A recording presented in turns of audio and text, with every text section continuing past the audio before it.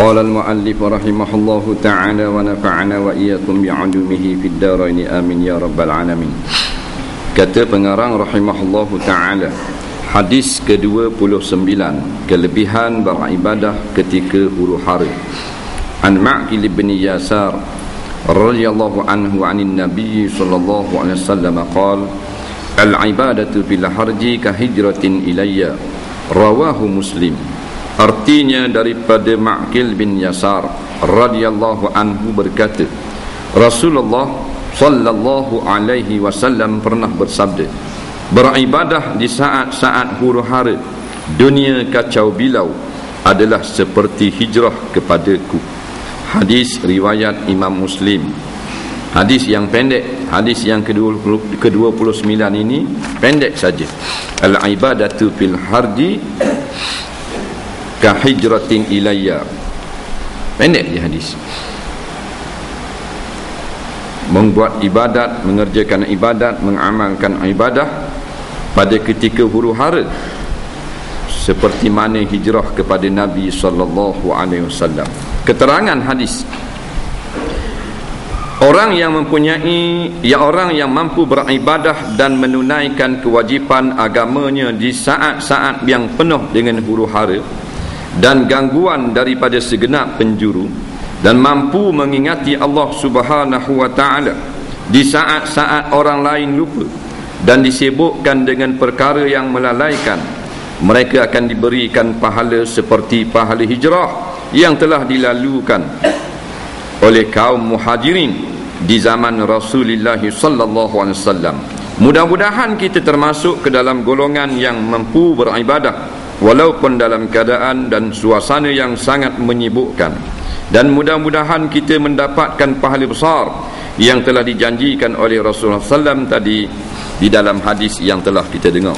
Baik, kenapa hadis ini dibawa masuk di dalam kitab yang menerangkan hadis-hadis akhir zaman, padahal tidak ada menyebut pun dalam lafaz hadis, dalam matan hadis, peristiwa tentang akhir zaman ataupun alamat kiamat. Hadis ini walaupun tidaklah mengandungi lafaz sebagai kejadian akhir zaman, tetapi pada maknanya inilah kejadian akhir zaman. Kita duduk pada zaman yang terakhir. Mula-mula sekali tanda dekat dah dengan kiamat, iaitulah kelahiran Nabi Muhammad sallallahu alaihi wasallam. Itulah mula-mula tanda dekat nak kiamat. Jadi Nabi telah meninggalkan kita 1428 tahun dah. Dan kita ni penghujung dah. Tua-tua sungguh dah dunia, dalam keadaan penuh dengan huru-hara. Al-harji sini huru-hara maksudnya macam-macam hal, sama ada dengan kerja dunia je, cari makannya, cari hartanya, duk cara ke anak bininya, sibuk dengan meretahnya, sibuk dengan hal-hal masing-masing, ataupun huru-hara dengan makna berlaku macam-macam maksiat yang tak pernah berlaku, ataupun maksiat yang berlaku dah semakin bertambah banyak. Maka dalam keadaan akhir ni, dalam keadaan pelik sungguh masyarakat hari ini, masing-masing lupa kepada beribadah kepada Allah. Barang siapa yang masih lagi sempat meluangkan masa beribadah kepada Allah, maka pahala hijrah,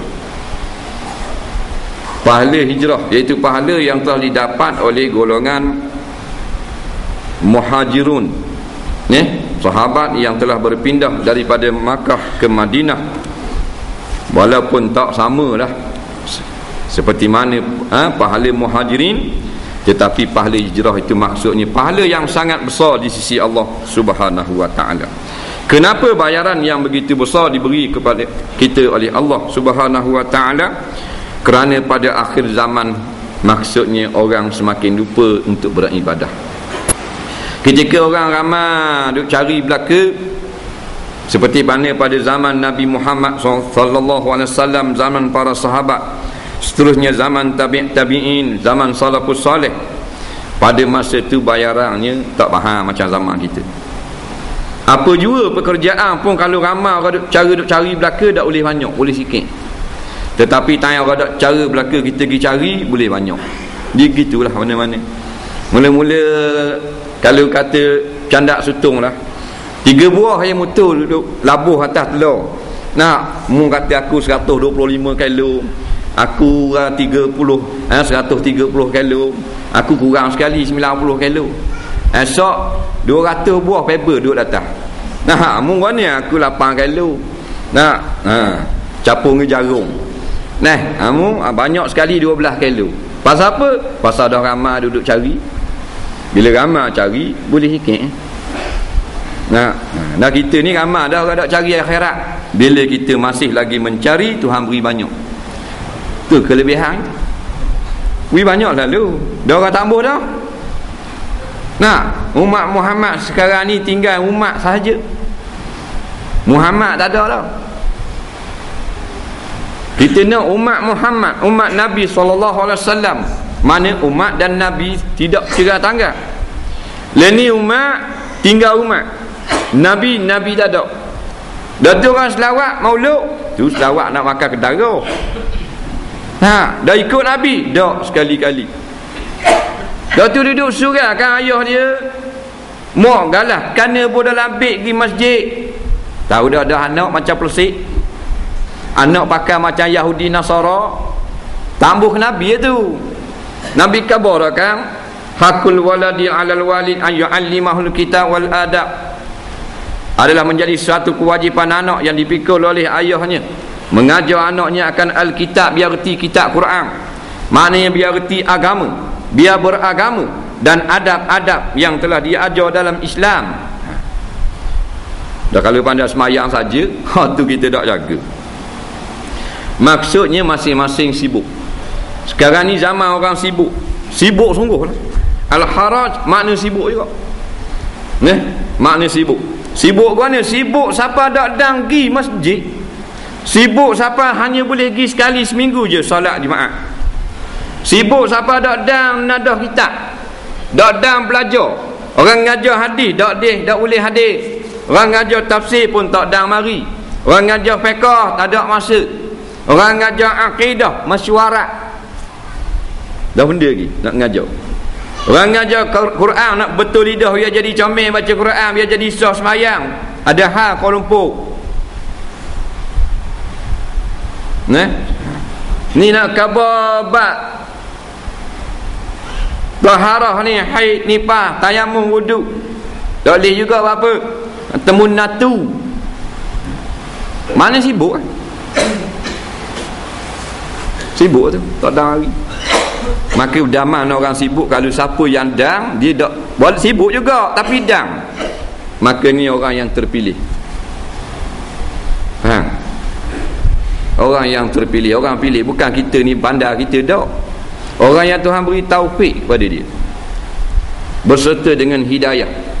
Dalam sibuk cari makan, dalam sibuk kerja, dalam sibuk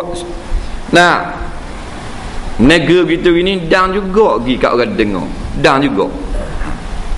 Dan ni semua orang sibuk. Tok Imam lagi sibuk, Tok Imam. Tapi dang semayang 5 waktu. Ni orang tengah jalan dah dang terus. Pakai straight je, garis isa straight. Ni tak ada berhenti dia. Dia bila nak berhenti, tak nak makan ketara. Pandai dia tekan break. Dia cari restoran. Orang jalan jauh kan, Kuala Lumpur nak pergi Terengganu nak pergi Kuala Lumpur, dah berhenti semayang. Berhenti 3 ekor. Sibuk sangat. Tanya lapar perut ni, slow VIP. Cari kedai. Ni sedap-sedap ni, sedap. Nampak? Politik sekati celup tepung. Tu lah pandai. Nak boleh sebuah bah pergi Kuala Lumpur. Dak semayang seekor harang, dengan driver, dengan konduktor, dengan penumpang.